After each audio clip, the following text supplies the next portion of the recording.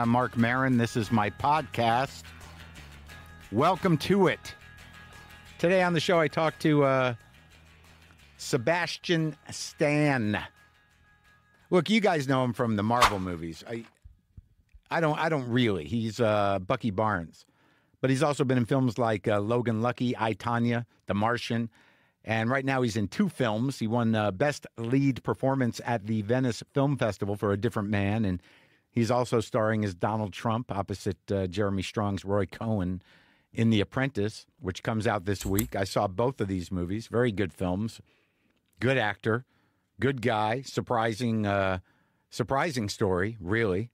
So he's on the show. That was fun. And also, I want to thank everybody who bought the 100 Brian Jones mugs. Most of that money going to support the people and communities and businesses that were destroyed in the wake of Helene. All the money going to that. And now we've got another pottery-related way to help out. East Fork Pottery, which is a big, high-volume pottery. I think it's called mold pottery, where they make plates, bowls, mugs, stuff like that, household items. I'm a big fan of it. All my plates, bowls, and mugs are East Fork.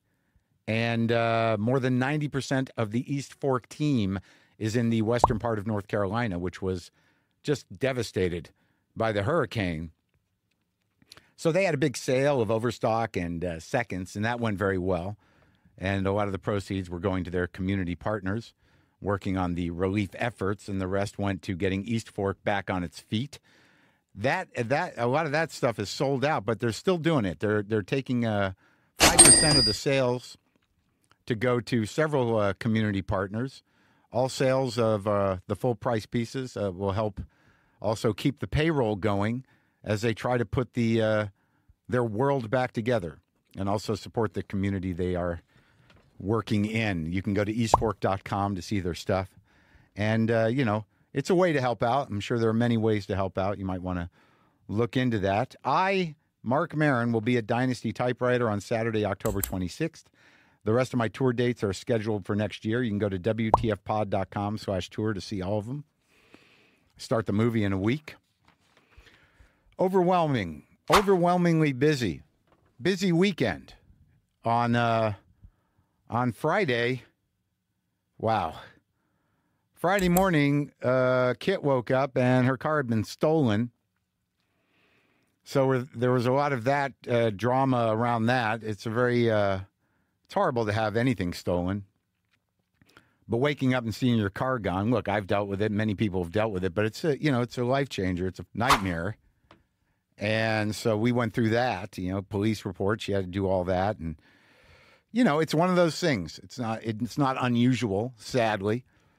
But, it's a big adjustment. And, these things kind of can make a little chaos, a little, make tensions rise in the dynamic. But, we got through it and, figured out, we got to see what the insurance has to offer, maybe get another car, and you deal with it. And then Saturday, Tom Sharpling's wedding was Saturday afternoon, and, it's a hassle with the car thing now. She lives across town, and she comes over. We're getting ready to go to the wedding. She gets a call from the cops. They found the car like a half a block away. And she goes over there. She's got, she's flustered. She's got to miss the beginning of the wedding. She got to deal with the cops. And whatever the case is, it showed up a half a block away. And I don't know what we're baffled. We don't know what that is. There's part of me that's sort of like, you sure you know where you park it? But she did. And it was just, we don't know what happened. And then Brendan said these Hyundais and these Kias are very easily to hijack. And it's a thing on TikTok where kids just start them up and take them for a ride. I guess that's what happened. Nothing was missing from the car. And she made it back to the wedding, got dressed, and went to the wedding. She got there in time for the first dance. And what a beautiful wedding it was. What a beautiful wedding. Congratulations to Tom Sharpling, Julia Vickerman. What a lovely ceremony. Weddings bring up a lot of feelings. I always cry at the weddings. I've had two. One big one that we had little control over and one small one that we had complete control over. And neither of them worked out. But look, water under the bridge, folks. But boy, sometimes when I'm at a wedding, I'm just like, wow, I blew it. I blew it. And there's no unblowing it. Lucky I didn't do a toast. I don't think that's a great way to open a toast. Hey, I don't want to make this about me, but God damn it, did I f my life up when it comes to relationships. Just not great at them. A couple. One ended tragically. And here I am on the other side of it. Wow. I mean, I'm okay. Yeah, we're okay. But, yeah, I opted out of the toast. But, God, what a lovely wedding. The lovely friends, and they did it exactly the way they wanted to do it. They're both creative people, just beautiful. And I'm thrilled for them. I cried. I danced a little. Haven't danced in a while. Did a little dancing. Yeah, I can move.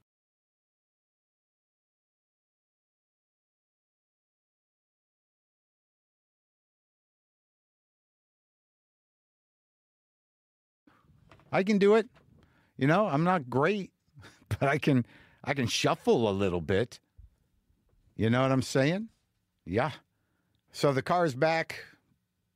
The wedding was great. Here's what I was going to tell you about, though. Look, I like when I nail something. I like when I feel like I did a good job creatively. I like when I do a new joke or I find something on stage I didn't find before. I like the feeling of that. I like when I play guitar well, and all the creative stuff I do. When something new happens or I nail it, and I'm open enough to appreciate that, that feels good. Feels good. Yeah, I'll admit it. Of course it does. You would think that's why you do what you do. If you do anything you do, it doesn't have to be creative, whatever it is. If you do a good job, you feel good. You're like, yeah, I nailed that thing. But I'm starting to find sometimes has nothing to do with creativity. Here's what, and I think I've talked a little bit about this, but sometimes when you solve a problem in your life, aren't you impressed with your ability that you figured something out, or you tried to make it, in a moment, you're like, I'm going to handle it this way. And it turns out to be the right way to handle it. It's great, right? Because I do all my own. I don't have an assistant. I do all my own. Really? People are like, why don't you have an assistant? I'm like, what would I do with my life? The life I live is the life I live. My creativity is that.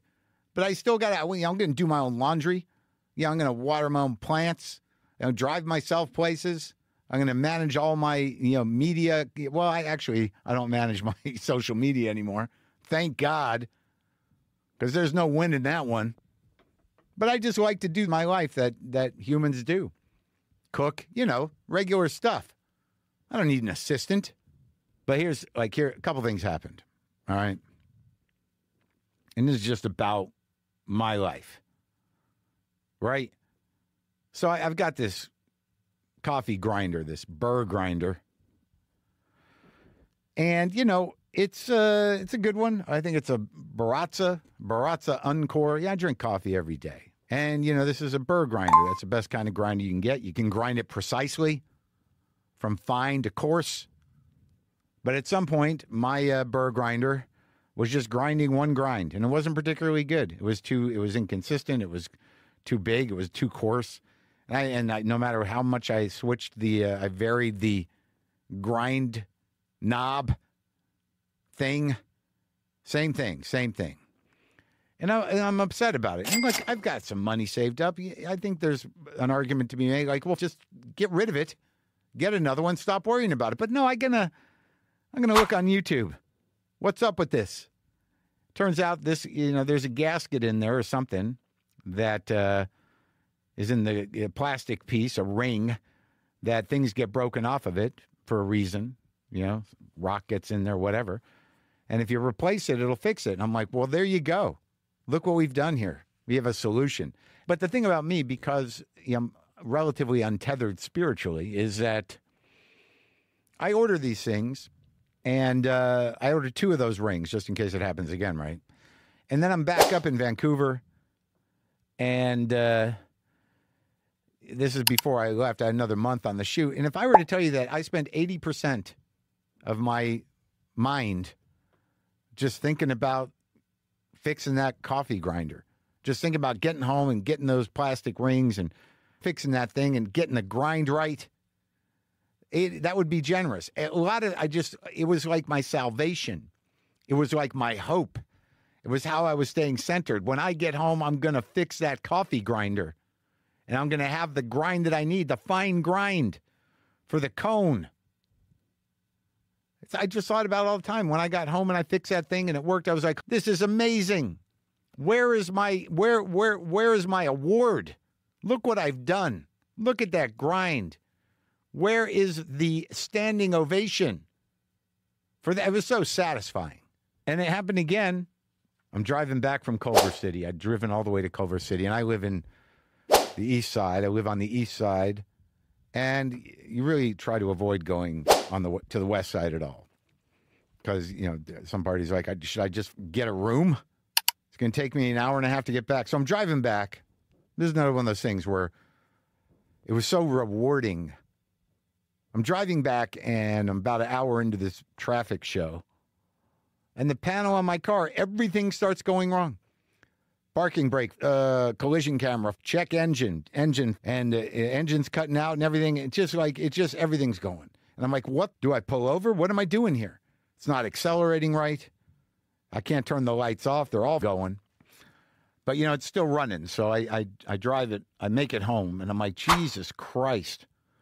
But I get home and I think, like, wait a minute, dude.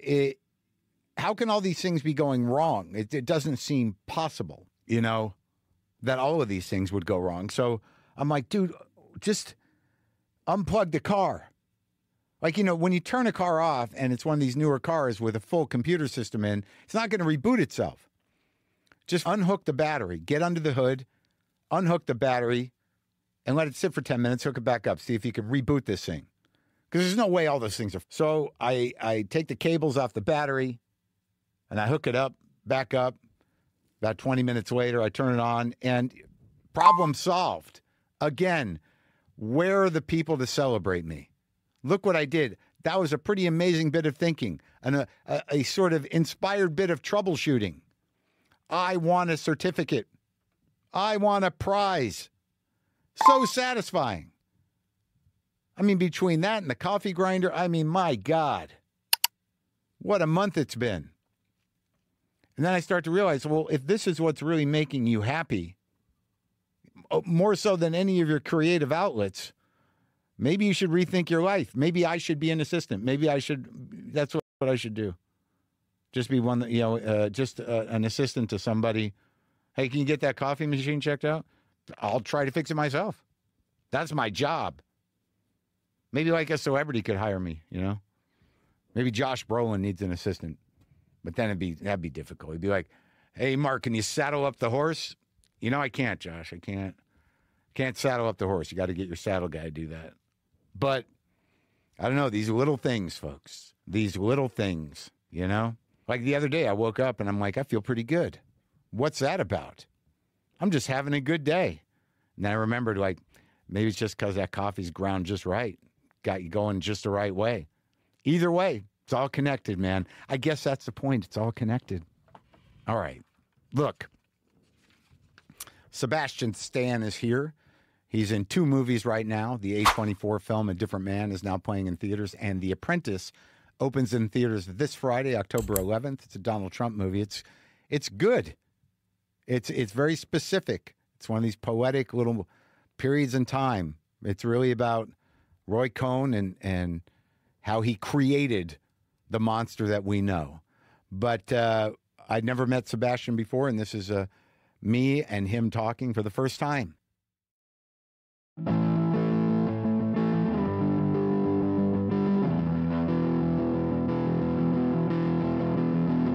I always feel like it's a little more sterile, and I've taken things that were randomly around the old garage, which look out of context now, but before they were just part of a lot of clutter. But now because they're singular, people are like, what does this mean? What is with this hammer? And I'm not sure I can explain everything.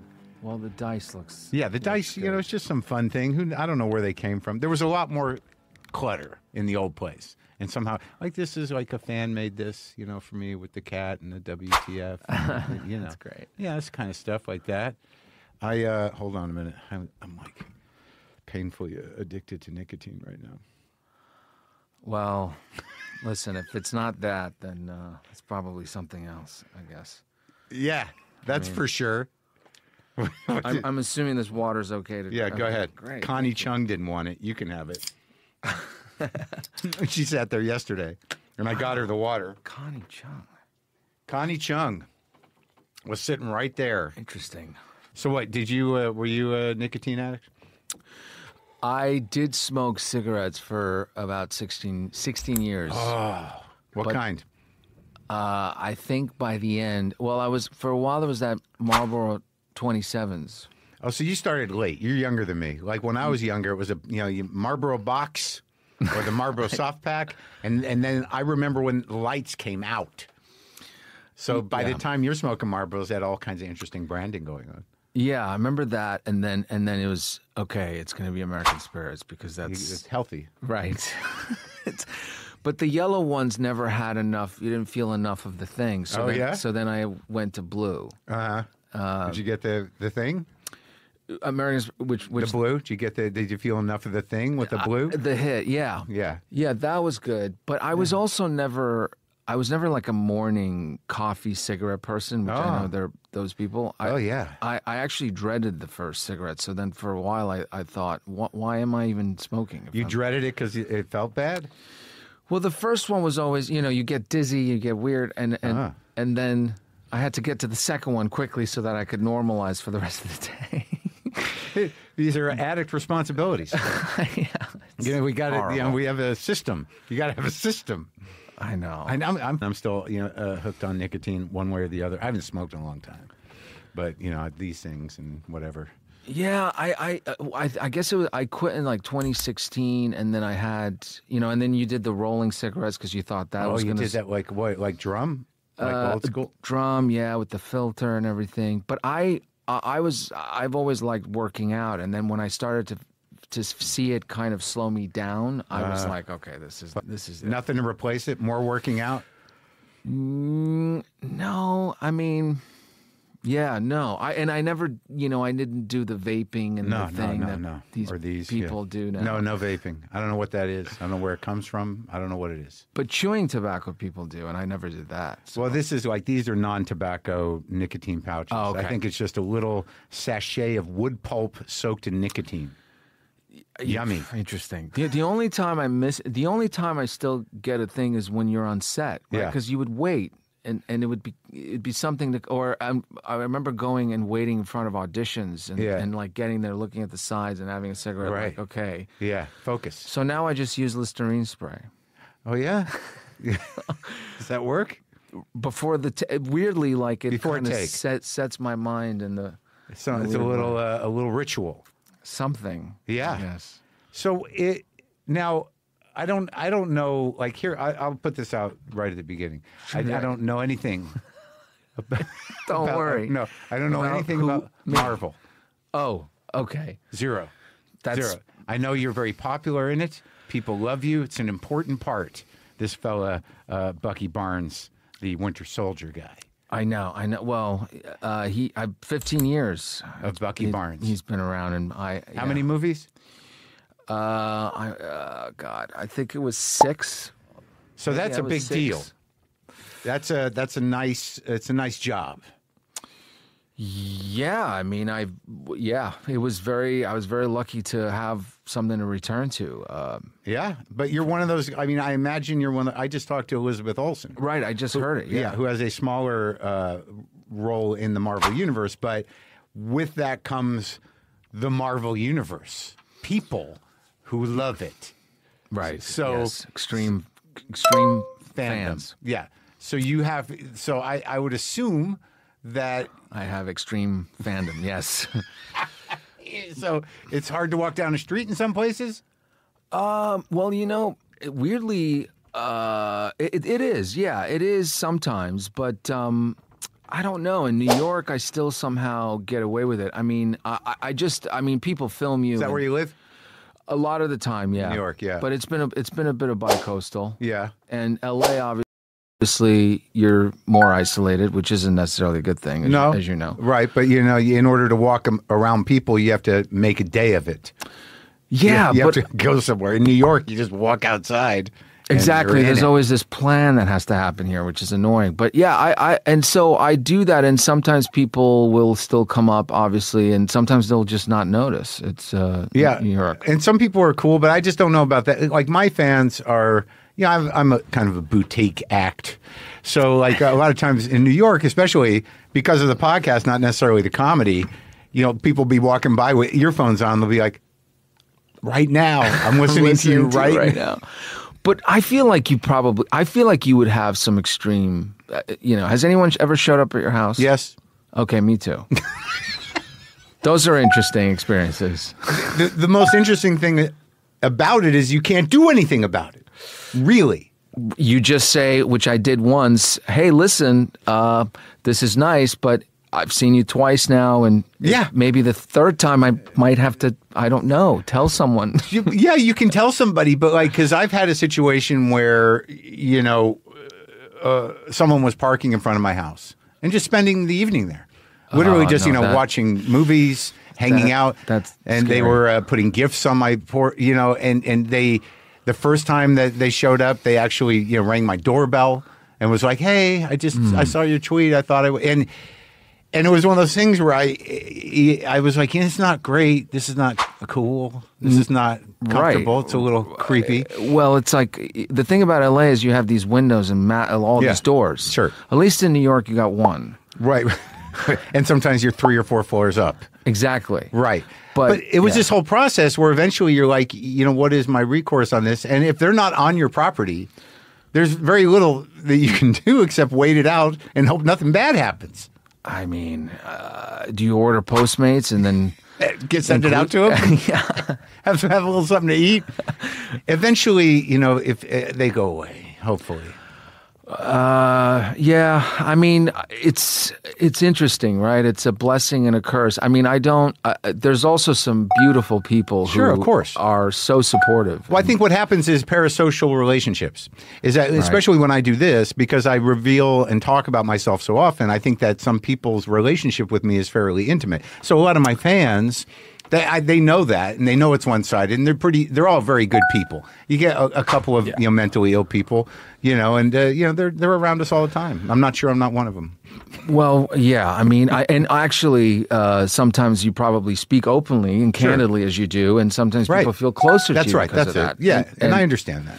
But your character in Marvel is not, you don't have that kind of intimate relationship with. Well, the thing about the character is that he actually, had a lot of kind of emotional and mental baggage that he overcomes, and he has to make peace with his past. So there's a lot of people that like inspiring. He is. A lot of people, especially vets, for instance, have come up to me and they tell me that the characters help them deal with depression or even addiction or PTSD. That's great. It is. So from that standpoint, it's very. Those are the best kind of feedback. It's the best kind of feedback. Like, because I get emails through the website and they're like, you helped me get sober. I was in a dark time. You helped me through that. And you don't even know when you're doing it that's what you're doing. It's not your intention. Right. You're not a motivational speaker. No, but somehow you end up becoming one. That's right. When you do Comic-Cons and stuff, how do you approach that?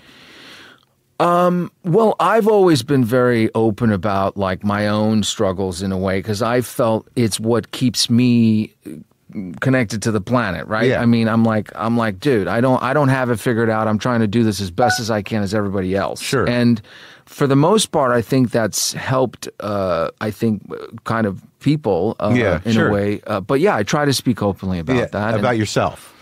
About my kind of struggles. And that's also good for like for extreme fans to sort of get a sense of you. Yes, but I also have realized that sometimes when you want to kind of branch out of that, you can't because they still, like I had somebody come up to me on the street one time and they the intention was good, right? Yeah, right. But I didn't know how to deal with it because they came up and they said, "Hey, are you okay? I just want to make sure you're okay. I just want to make sure you're okay." And I was like, "I'm really okay." Yeah. You know, were they talking about the character, or I don't know. But I think what the internet and social media really has done. Yeah. And I'm off of that now. Like I had to get out of it because I couldn't believe the sort of kind of like gap between the real world and sort of this make believe reality that was happening on social media for people, even as it pertains to me. Yeah. I was like, this is too much. But it was exhausting you, and it's upsetting if you were locking into it too much, because it can become kind of compulsive. Well, I've always prided myself to be, I think, an honest person. Right. You know, when I was on there, I really wanted to speak openly, and I did, honestly, about everything. Right. You know, but on then Instagram and whatnot. That was the only one I had. Yeah.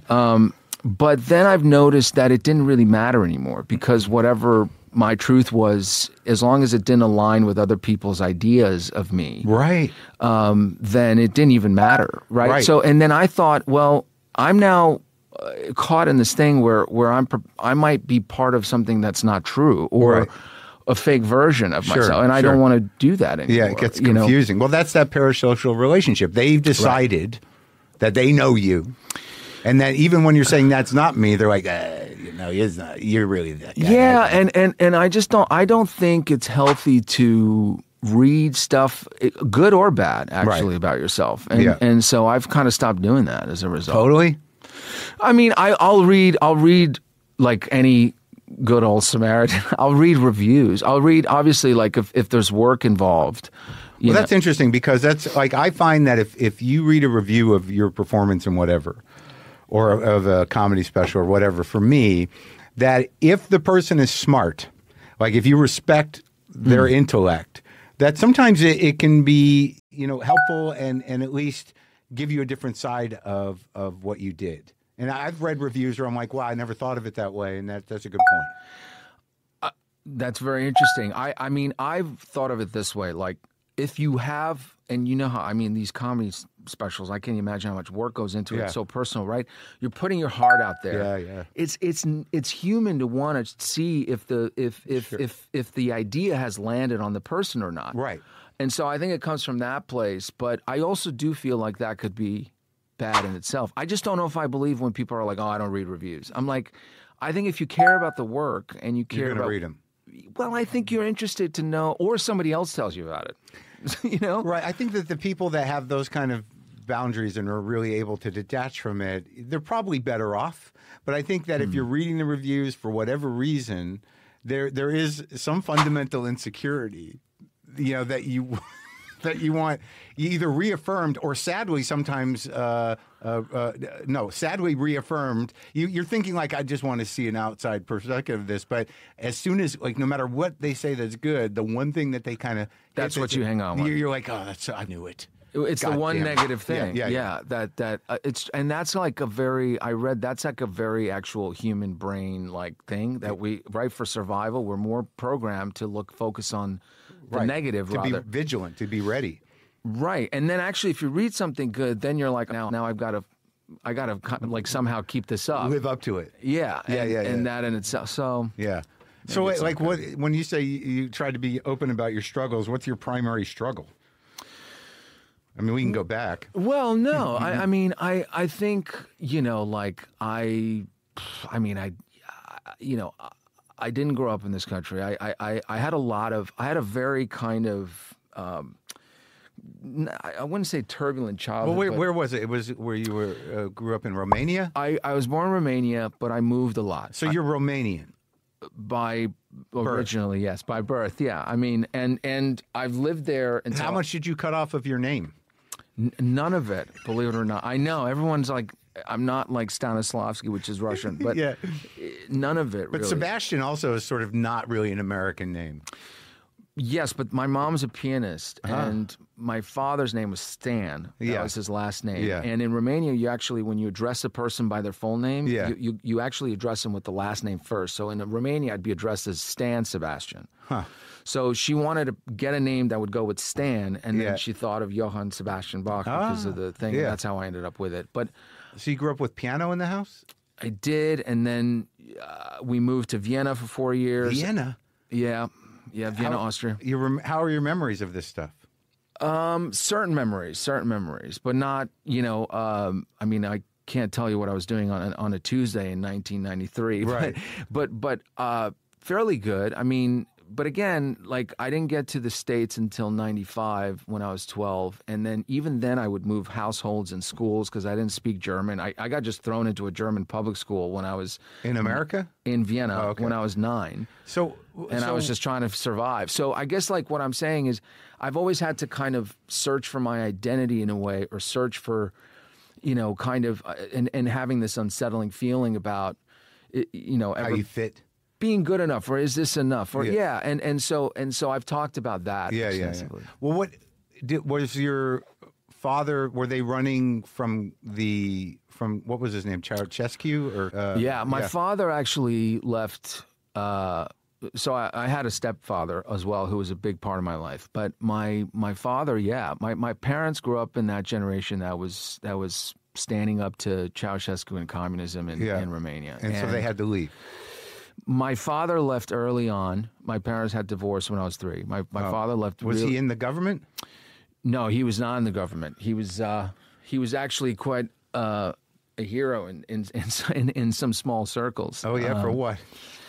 For standing up? Well, he was also helping people leave the country. Wow. Illegally. Yeah. And that was not obviously what was happening at the time. Yeah. But he had left early on. Because he saw it coming? Mid-'80s. Yeah. And then my mom and I didn't leave until after the revolution in 91. Did you have trouble getting out? Well, when the revolution happened, and you talk about memories, right? So I remember that very vividly, like watching on television Ceausescu and his wife being shot and killed. Yeah, and this car blazing through the street with a giant hole in the middle of the flag, which they had cut out that communist symbol. So, and it was chaos after that. I mean, no one knew how to function. Basically, right.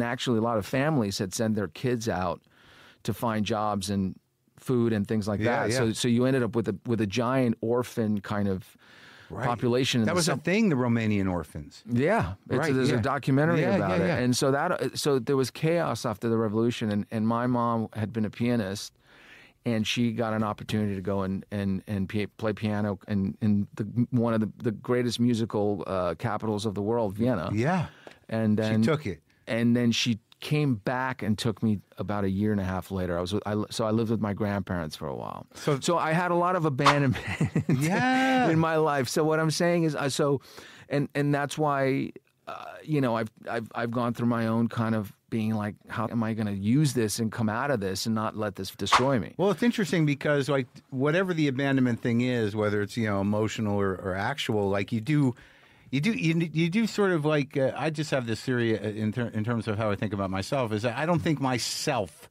was developed, because because of whatever my parents are, their boundaries or whatever. But I do think that not only with moving and everything else, when your dad splits and even though you got a stepdad and there's all this chaos, you don't really know how you fit or what your place is or who you are on some level. No, because I think we come into this world as blank canvases, right? Kinda. Well, as babies. But within a week or two, your parents start to put you on the canvas. Exactly. Like you're already like there's the narratives, there's the trauma, there's the thing that we inherit, and then I guess if you have a chemical disposition to go with that, then maybe you are a sociopath. Yeah. Well, there's the whole thing about wiring, in terms of I'm doing material about it now that like if you grow up a certain way and if it's not particularly good, you're wired for that and you'll attract that. So then you have to make decisions in your life where it's sort of like, I can't, no. It's a red flag. I know it feels good, but I can't do it. I know. I think of it as like you're always trying to get ahead of the shadow. Right. The shadow's coming with you, right? The Jungian shadow?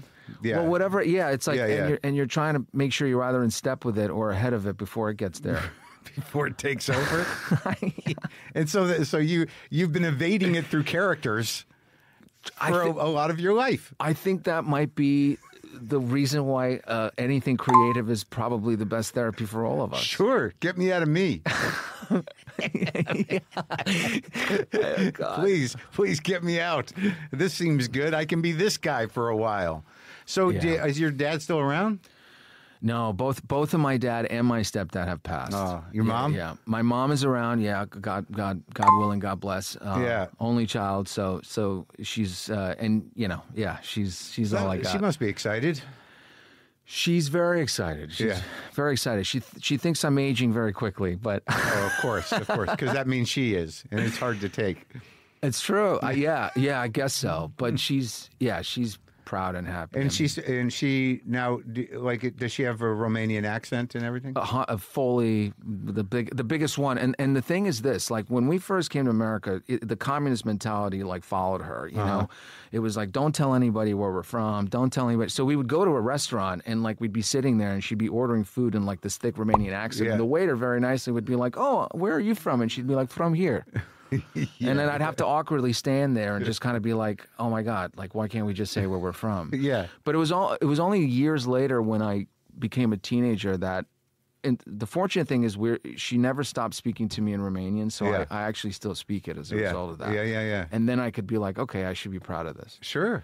Yeah, it's interesting. I have no sense of Romania. Like what kind of foods did you grow up with? I mean, it's your meat and potatoes, sauerkraut. Oh yeah, kraut. Yeah, that kind of stuff. A lot of pork. Sausage. Pork sausages. Yeah. Wrapped cabbage. Yeah. Are there like stuffed cabbage? Stuffed cabbage. Yeah. Yeah. Are there like pierogies involved? That's Ukrainian. Is there some sort of Romanian dumpling of some sort? There are those, and there's like these weird crepes that you do with jam and stuff. I mean, it's And your mom cooks like that or no? She does. Yeah. She still does. Every Christmas, it's still a big Romanian feast. Yeah. Do you have family there still in Romania? No, my grandparents passed. I have friends, but pretty much everybody that was in our life at the time is sort of gone. Yeah. Wow. I mean, so when you get to the States, you start where? Jersey? Rockland County. Yeah. Rockland County. My stepfather was the headmaster of a high school that I went to. Was he Romanian? No, he was American. And okay. That was a big reason why I was able to learn and kind of lose the accent. Because he was the headmaster of the school you were at? Well, he came. So my parents met in Vienna, and he came into my life about 10. So I started to really learn English when I was 10. Okay. And it's a kind of a crucial age for sure. You could still learn the language. So still in Vienna. Yeah, and then we moved from there to Rockland County, where that's New York, right? Yeah, we're about like half an hour outside of the city. Okay. And he took a job. That's why he went there to be. Yeah.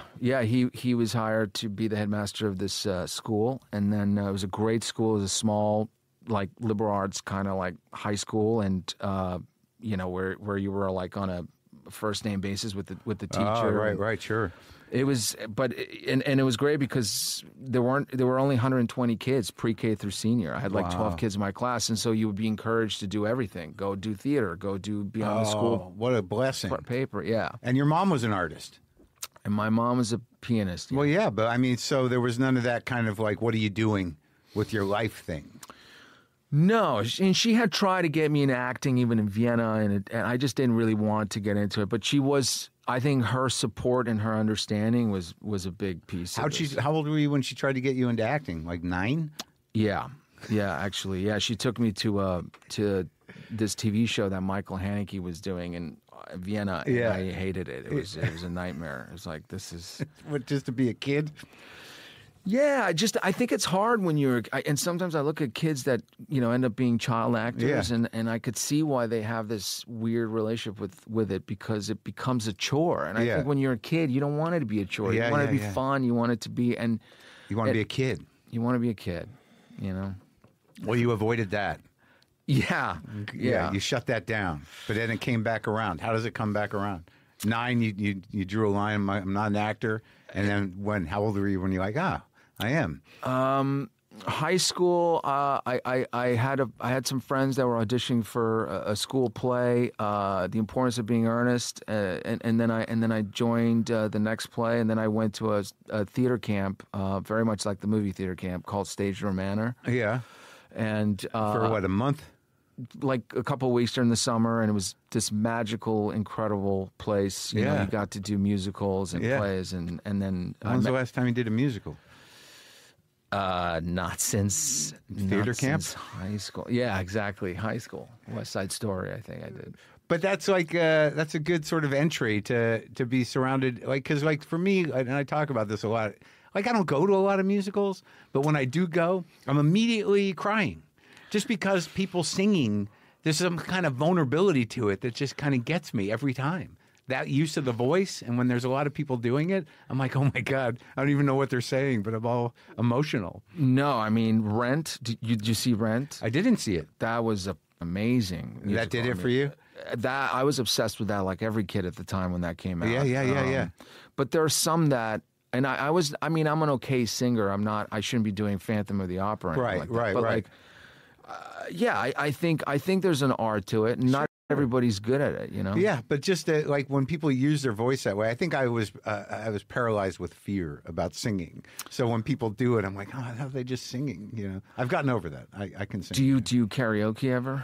No, I'm terrified of karaoke. But I've recently, because I play guitar my whole life, and never really in a band or anything, I started playing with dudes and doing cover songs and just getting over this fear of, because there's something to me that's so vulnerable about singing. But people who do it, it's like, no.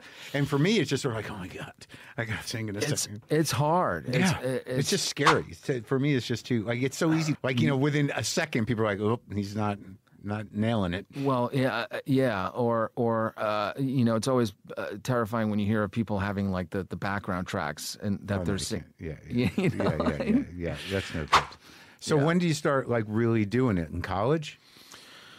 Yeah, I mean, my first job was Law and Order, like everybody that was on the East Coast, and that came my sophomore. So where'd you learn? Oh, it's sophomore year of college? Sophomore year of college. I went to Rutgers University, basically, after high school. New Brunswick? Mason Gross. My dad went to Rutgers. Really? Yeah. Oh, cool. I mean, it was a great school, but it was the program itself was very different than the school. It was much more secluded. The theater arts. I've not heard of the Rutgers Theater Arts Department. It was good. It was because it had everybody that kind of went to the neighborhood playhouse in the city and came up under Meisner had gone on and was teaching there. We had kidding. Israel Hicks from SUNY Purchase had come down and became the director. And so it was, and it had a year in London at the Globe that we did the junior year in college. So that was the benefit of being that close in proximity to New York, is you had all these great teachers and actors who were... That was that, but another very key piece to it for me was when I was at this theater camp, I met my manager, who I'm still with, Emily Garson-Sains, and I was 14, and she saw me in, I think, Greece, gave me her... theater camp. Yeah, gave me her number and said, when you come back, from at the end of the summer, give me a call. You should be going out. And I actually lost her number, and then she remembered I was working at this movie theater as an usher, and then she called the movie theater. Wow, she was really on you. She was like, this is kid's good. Yeah, I guess. And so she started sending me out. So I was going out on auditions while I was finishing high school. And I wanted to go. At that point, I was like, I'm going to the city. I want to be this. I want to do that. And she actually was like, no, you need to go to college. You need to get an education. And I did. I got into Rutgers, and then I remember the first job I got was that Law and Order with Jerry Orbach and Jesse L. Martin. Wow. So did you go 4 years college? I did. Yeah. So you got the whole thing. I did. Oh, good. So that helped out, I guess. Well, at least you got that under your belt. Yeah. I mean, it was it was a magical place. I think it was good. I mean, I don't know how you feel. Like, I think there was great value about not getting too successful too quickly. Yeah, I'm still in that. It never ends. I don't know. I hold on to that. Yeah, so that's. I don't think it was ever an intention, but now it's a good rationalization. Yeah, I don't want to rush it. You know, I'm 60. It's just starting to happen. It might just be something we accept, like about exactly. ourselves. Yeah, sure. At some point, you kind of have to. It's got to, like, if you get rejected enough, you got to at least say, like, well, you know, I'm doing what I do. Eventually, they'll come around. Exactly. I'm always like, Harrison Ford. Harrison Ford was a carpenter forever. Yeah, right. There you go. And then Star Wars. Yeah. My heroes have to keep getting older and older. You know, at some point it was this, and then like, well, Rodney Dangerfield, he was like 60-something. I love Rodney Dangerfield. Oh, yeah, he's great. But so the Law and Order thing, that gets you going. That got me going, and then every summer, basically, I would come into Manhattan, and then I would do catering, and I would work in restaurants, and I would just go out, and then I sort of when I got out of school in 2005, I moved to the city right away, and then I was working as a waiter basically, and then I started to book things here and there, and then obviously Marvel really happened. Well, before that was the show Gossip Girl, which was, that's a big show. It was a big show at the time in the city, and that helped. So you didn't do your first movie until...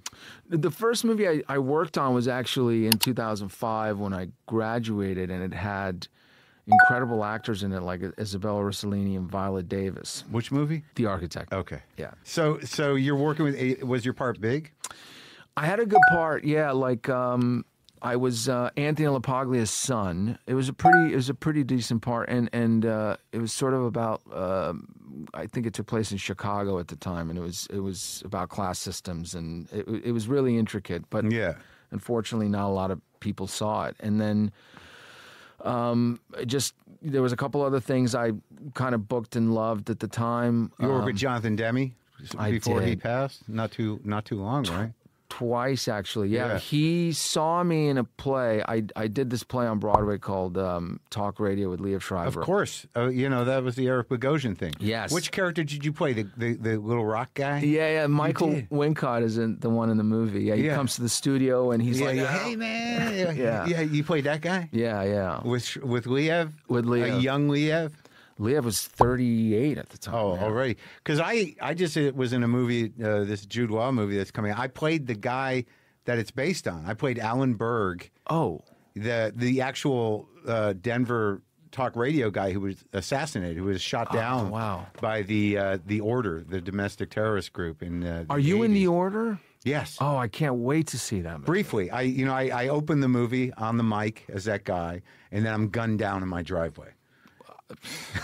It was like what a way to go. 3 days of work, and I'd never done squibs before, so that was kind of interesting, to get the blowing up of the blood and stuff.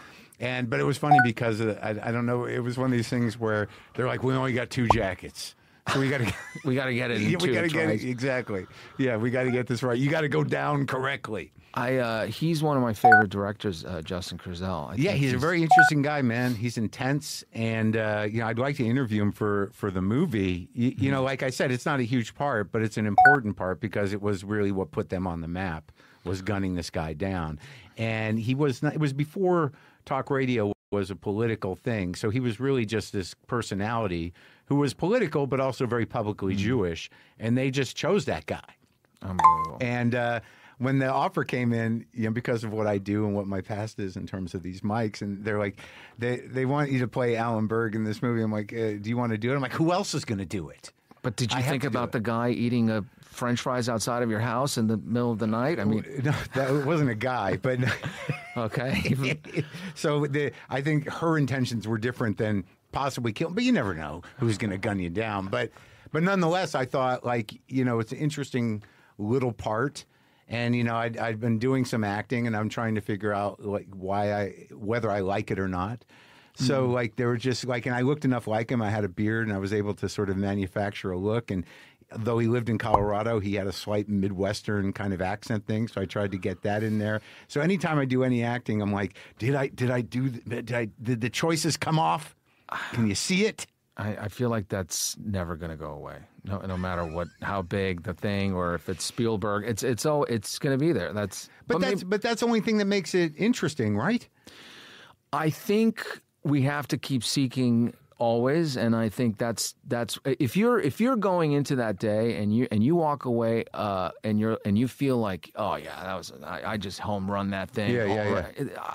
I think you probably missed something. Right. Well, so tell me about Demi. Like, what was that experience like?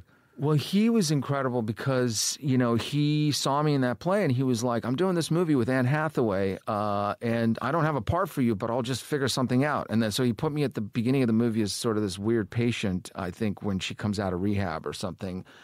I love that movie, actually. I love her. It was awesome, yeah. I mean, it was so... And he brought me later on. He was like, I don't know, but you should be in this movie again, like later as a different character. Yeah. And I was like, really? And he put me in the wedding sequence. But it was amazing because he shot this wedding like a wedding. It was... We had... from 6 p.m. until midnight. It was very fluid and all natural. And I mean, here's the guy who did... Right, Philadelphia. And, Something Wild. Silence of the Lambs. And so...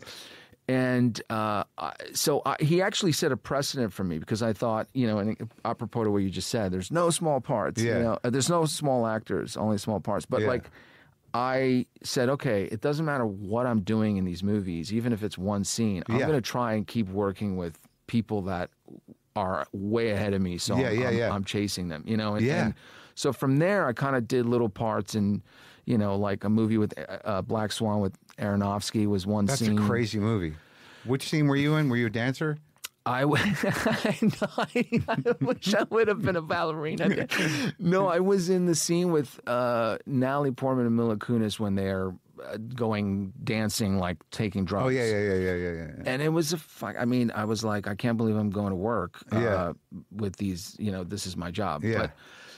But yeah, I tried to always surround myself with the right people, that I could learn from and kind of just keep going. And he started that with me. But like at what point where, because I'm going to talk about acting a bit because I have to ask some specific questions, but at what point, because it seems to me that with the acting, however you're going to come to a place where you can work from for a character, once you put that in place, then you're making sort of, choices that will define the role, that are very conscious, I think, right? In terms of when you show up on set and then you do it, you're kind of, sort of whatever you've put in place, it's a choice, right? I mean, like, I talk to actors and I'm like, you want to lose all that stuff.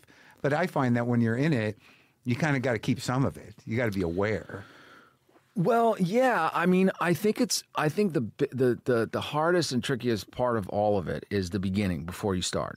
I think it's the preparation that precedes that day one. Because once you start going and you get there, there's all the other actors, there's the director, there's like stuff that's happening. Basically, you're preparing yourself for lightning to strike, right? And you want to be as ready for that as possible while remaining available. So what was the first role where you were like, I've got a big responsibility in this movie, and whatever I put in place, where you really felt like this is the real work.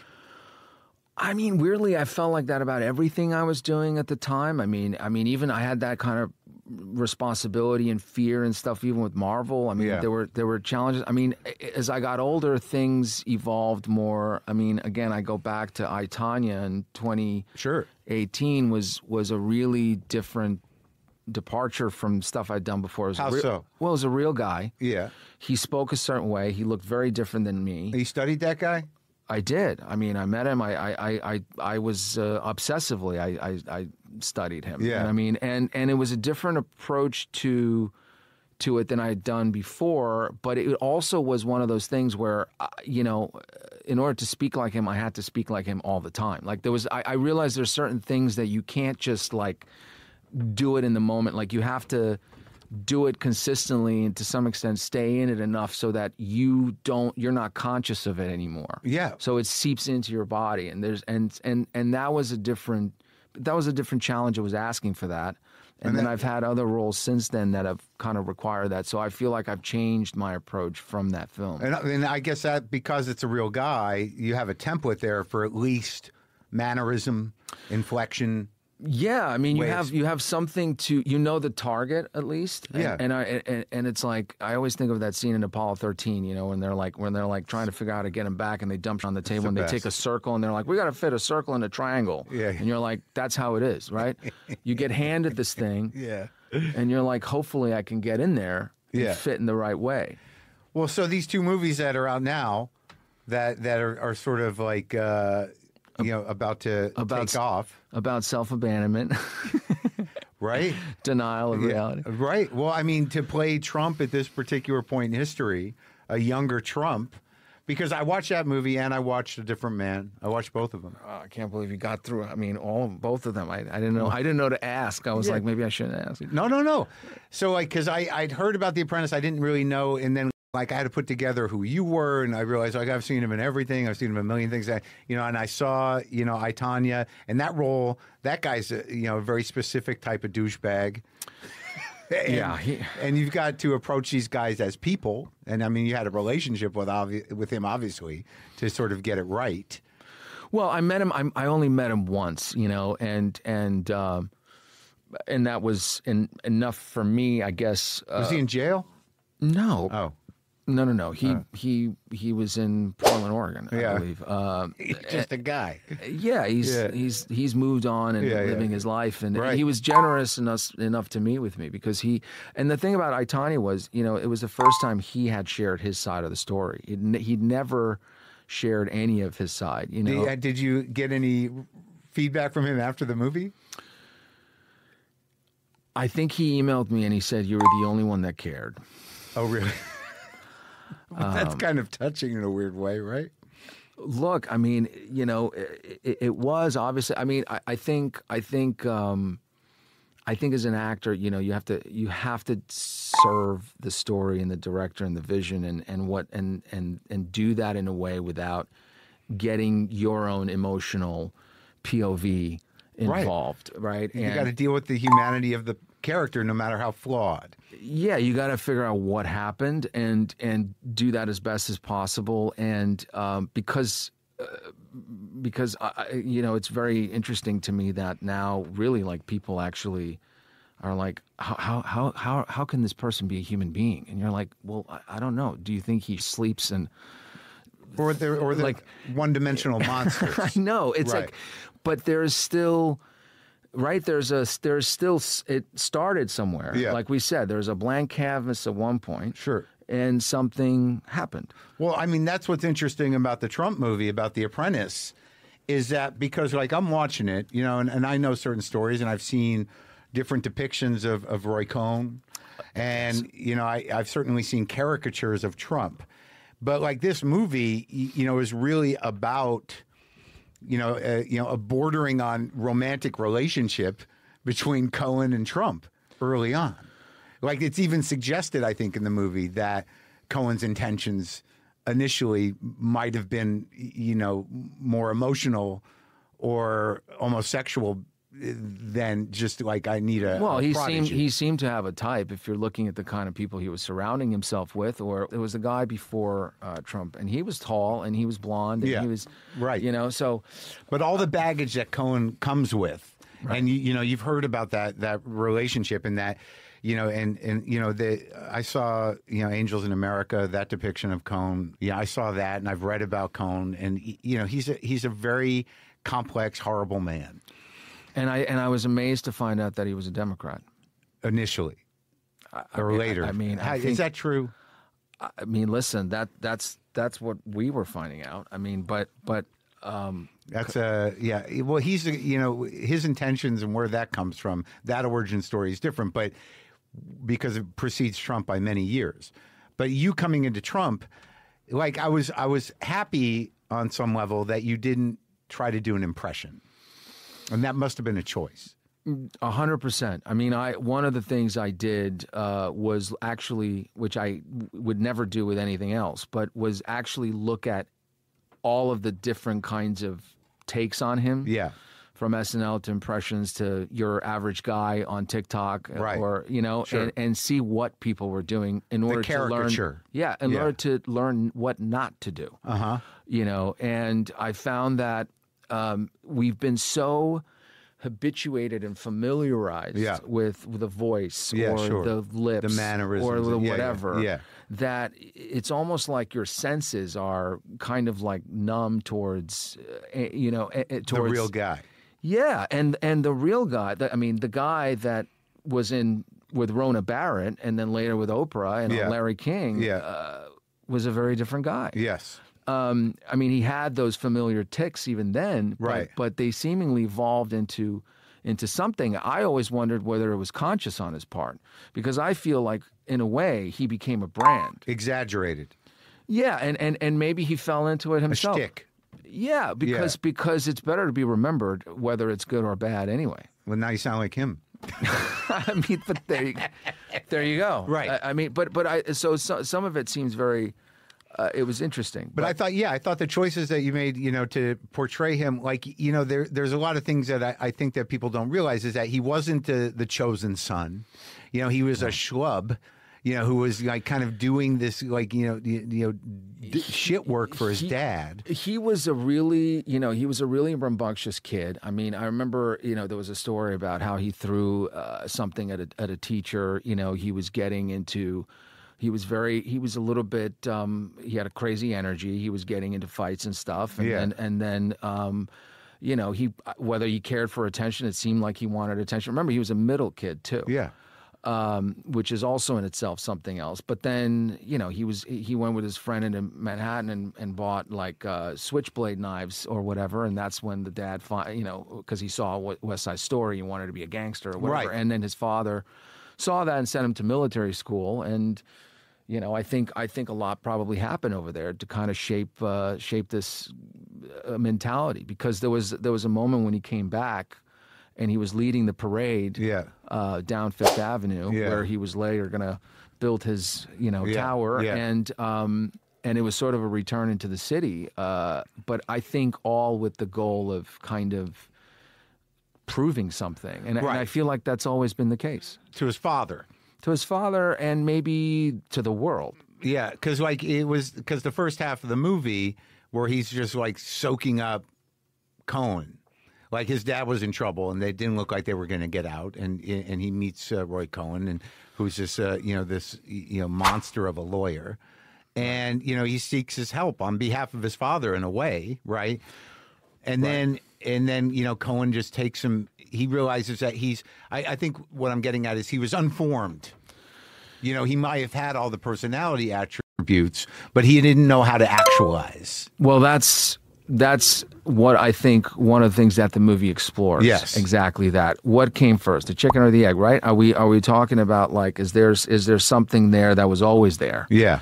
That kind of ended up being at the wrong time at the wrong place, Yeah. And then this is what you get. But it does feel like, look, he was circling that Lake Club, he was circling Upper East Side. He was really trying to kind of cut into Manhattan. And Roy really opened the doors in a lot of ways. Well, and the shift that you make as a character, once he becomes the guy the beginning of the guy that we know. Right. And he detaches from Cohen for whatever reason, because he's taken in what he's learned from him. And, and also, I guess, with what was that famous pastor that he followed? The positive thinking guy. Yeah, of course. I forget his name. Wrote the book. Yeah, exactly. And, but your turn as a character was very decisive. Well, I think it was a really difficult, intricate, kind of job to try to map out, right? Yeah. This evolution into what we see today, and to do it in a way that feels authentic and earned, rather than trying to play into anything like humor or relying too much into what Yeah. But I knew I had to land at some point with it, and that was extensive conversations with Ali Abbasi, the director, in terms of well, where in the scene do we see this? Is it where do we have a little bit more of this? You know, a little bit more of that? Because again, there has to be enough recognizability of the guy. But then if you're like 10% to the right, almost too much, then you lose the audience. Or if you're too under, then they don't recognize the guy. So it was always a balance. And of course, you know, I went into this with everybody saying, you're making a mistake. You're alienating half the country. I mean, these are people in Hollywood that are telling me this, that like are in terms of taking the role. Taking the role. Cast and directors saying, don't, you know, why we need another Trump movie. This is going to be a disaster. You don't look like him. All this stuff. And so it was an interesting mental exercise to kind of not deal with that. But in a way, a lot of what I was dealing with seemed fitting towards maybe what he seems to be dealing with. In terms of sense of self? In terms of what probably, I feel like there's a lot going on in that head, actually. Yes. I think there's a lot going on in that head of his, you know, a lot more than maybe he admits or he puts forward. Yeah. But I think there's, and so any internal struggle that I was having going into this was probably going to work for me anyway. Oh, interesting. Because it seems to be in this style of movie where what you're dealing with is a kind of, you know, narrative and visual poetic portrait of a guy. You know, like even the Priscilla movie or that Jackie O movie, that like it's not so much about the facts or the history, but you know, the director and the writers making choices of pieces of information that are going to define this character. But it's not necessarily like, I assume that dinner in Florida with Cohen didn't happen in real life. Well, yeah, there was some, of course, this is not a documentary. Right, exactly. And it's not even a biopic in the standard way. Right. You know, it's a period in time that was the defining period in time for what was the beginning of what we know of this historical figure now. I mean, in a way, it's Star Wars. In a way, it's Darth Vader. Yeah. You know, in a way, it's all those things. It's the same code. This, you know, David O. Russell referred to it as like the samurai code or whatever. It's the same code of you know, of between men, right? Which is here's the student that overcomes the teacher, right? And yeah. Well, that scene is like, there's a couple of scenes I thought were profound, which is, you know, when he is, you know, finally actually having human emotions about the death of his brother. And well, he spoke a lot about it. He actually spoke. It's the most, he keeps repeating what he said, but it's the most he's ever spoken about his family has been in regards to his brother. Because it devastated him on some level, and he's framed it as, you know, a warning, right, of why. And you know what? And you know what? An interview he did where he speaks a lot candidly. You know who he speaks to? Who? Connie Chung. Oh yeah. No kidding. Weirdly, well, but he opens up. I think it was in the early. It was probably like early '90s or late '80s. It's on YouTube, and she interviews him, and he talks a lot about. And he actually starts to go into the whole. Oh, do you feel guilt? Do you feel guilty about this? Do you feel you had some role into it? Maybe should you have helped him? Should you have guided him? And he kind of opens up a little bit about it. So clearly there was some degree of reflection. Sure. I mean, but the way you played it with with those emotions almost being alien to him, and like he in that moment with Ivana couldn't, you know, couldn't stop them, but also did not want to be comforted, did not want to be touched, because he's weak, because that would be weak. Yeah. And I think that's the whole thing here. I mean, it seemed to me that there was a real strong kind of lesson being taught in that household, maybe. About weakness. About weakness and about emotion in itself, and emotion actually being sort of an obstacle towards you getting what you want. Yeah. And that's what's fascinating about narcissists and sociopaths. I'm talking generally now. Yeah. Even, you know, it's like, it's the fact that they can detach in a way that maybe you and I can't. Right. Yeah. Right. And empathy is not really is not really that important. Or maybe not engaged. I mean, empathy is something you have to nurture, generally speaking, you know, and sort of sit with it. You know, it's not necessarily, certainly in a character like him, you know, something that they're born with or sort of honor. Of course. I mean, I keep saying, you know, do you ever read that book, about malignant narcissism? No. I mean, it's